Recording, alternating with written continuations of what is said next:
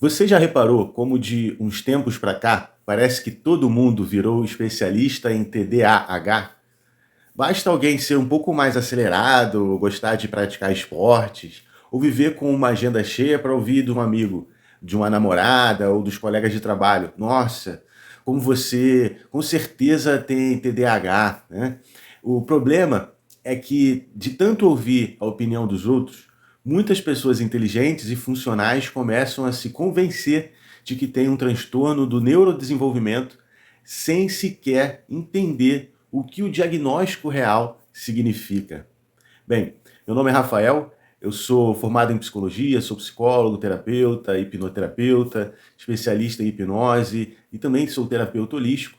E nesse vídeo você vai entender um pouco sobre o diagnóstico do transtorno de déficit de atenção e hiperatividade e alguns problemas sobre o diagnóstico, o autodiagnóstico, sobre dar ouvido à opinião alheia, né, e principalmente sobre automedicação em algumas situações específicas.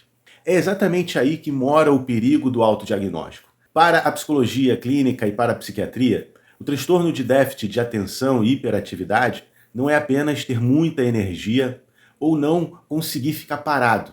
Segundo o DSM-5, o Manual Oficial dos Transtornos Mentais, o TDAH é um padrão persistente de desatenção, hiperatividade e impulsividade que começa lá na infância, antes dos 12 anos, e que causa um prejuízo real, grave e visível em várias áreas da vida, como na escola, no trabalho e nos relacionamentos.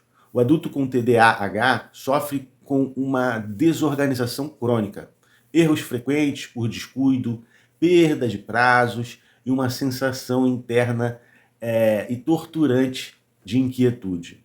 Se a sua alta energia se traduz em produtividade, em busca saudável por esporte e na necessidade de se manter vivo, ativo, né, para produzir bem, isso não é TDAH. Pode ser apenas o seu perfil de personalidade. Mas por que tantas pessoas aceitam o rótulo do TDAH tão facilmente? Essa é uma questão que ficou na minha cabeça por um tempo, né? E eu percebi que muitas vezes esse movimento esconde que os psicólogos, né, nós psicólogos chamamos de esquemas iniciais desadaptativos e crenças limitantes, né?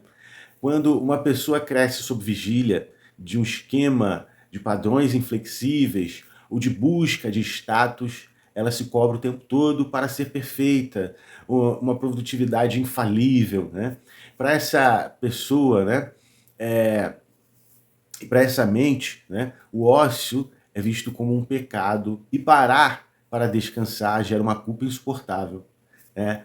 Como eu falo sempre, né? Dependendo do tema, do toque, a gente precisa entender a dimensão, tabus ou pensamentos proibidos, né?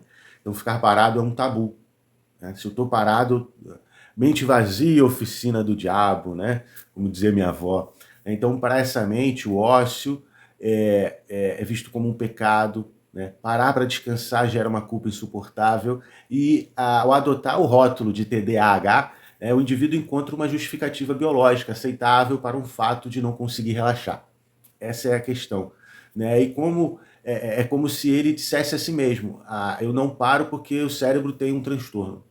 Quando, na verdade, né, o que dita o seu comportamento é uma exigência interna implacável, né, de que ele só tem valor se estiver produzindo ou em movimento.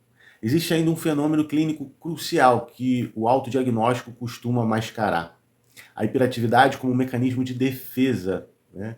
Muitas pessoas acreditam ter TDAH, são, na realidade, indivíduos que estão lidando com uma ansiedade severa, né? Por causa dessa autocobrança, né? Então, geralmente são pessoas que também apresentam sintomas de toque, de transtorno obsessivo compulsivo.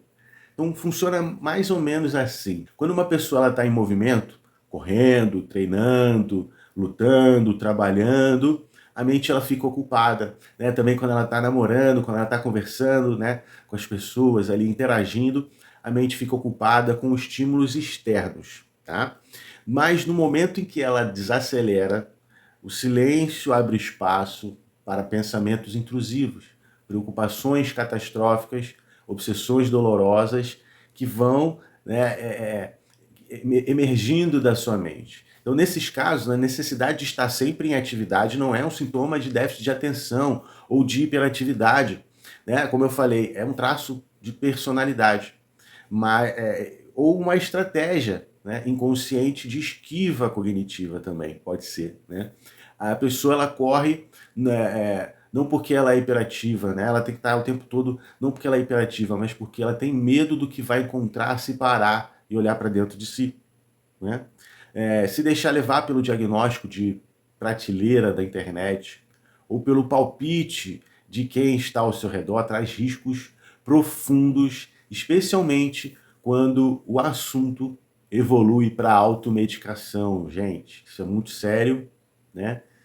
É muito sério realmente. Então, tomar estimulante por conta própria para tentar se acalmar, né?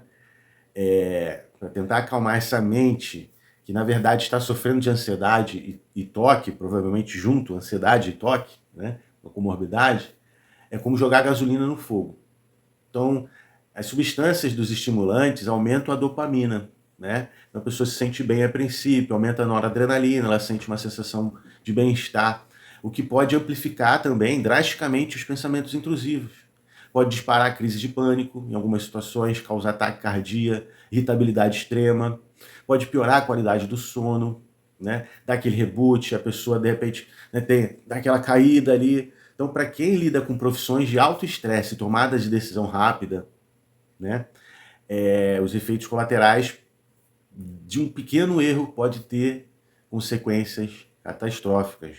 Então, a mente humana, ela é muito complexa, cheia de nuances. A gente não pode reduzir um comportamento, né, fazer um reducionismo de isso é só TDAH, então já tenho a resposta, eu vou tomar um remédio. Entende? Né? Então, gente, tomar medicamento que deveria ter prescrição médica, se automedicar, né, é como tomar uma droga, né? Só que ela é legal, você vai poder comprar na farmácia. É como estar alcoolizado, né, e querer dirigir, né? Você acha que está bem, mas dirigir é uma responsabilidade muito grande, tem outras vidas ao seu redor, né? Você pode estar conduzindo outras vidas junto com você no carro, né? Isso é muito perigoso. Você perde a noção, né? Então, o estimulante, ele pode também gerar hiperfoco, né?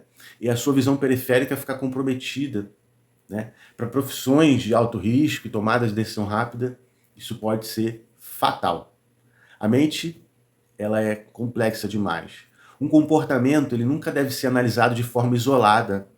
Ter alta energia, então ser focado em ação, e precisar estar em movimento, pode ser um traço de personalidade valioso, pode ser uma força biológica, um sinal de que suas emoções estão pedindo socorro também.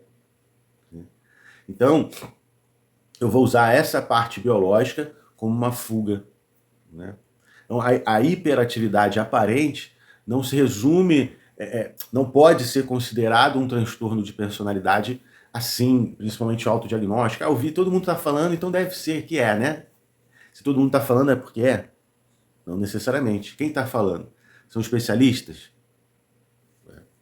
Então, antes de carimbar a sua identidade com o transtorno da moda, baseado na opinião alheia, busque a verdade em um processo sério de psicoterapia e avaliação profissional, um profissional realmente capacitado. Porque hoje em dia você vai num psiquiatra, um plano de saúde, o cara nem olha direito para o seu rosto, não olha nos seus olhos, você fala, todo mundo fala que eu tenho TDAH, no trabalho falam que eu tenho TDAH, eu não consigo parar, eu tenho que fazer esporte o tempo todo, eu não consigo ficar parado. E você fala isso, a consulta ali de 15 minutos no máximo, a pessoa fala, TDAH? Eu tô até tomando esse remédio aqui, tô me sentindo bem, qual remédio? Continua tomando.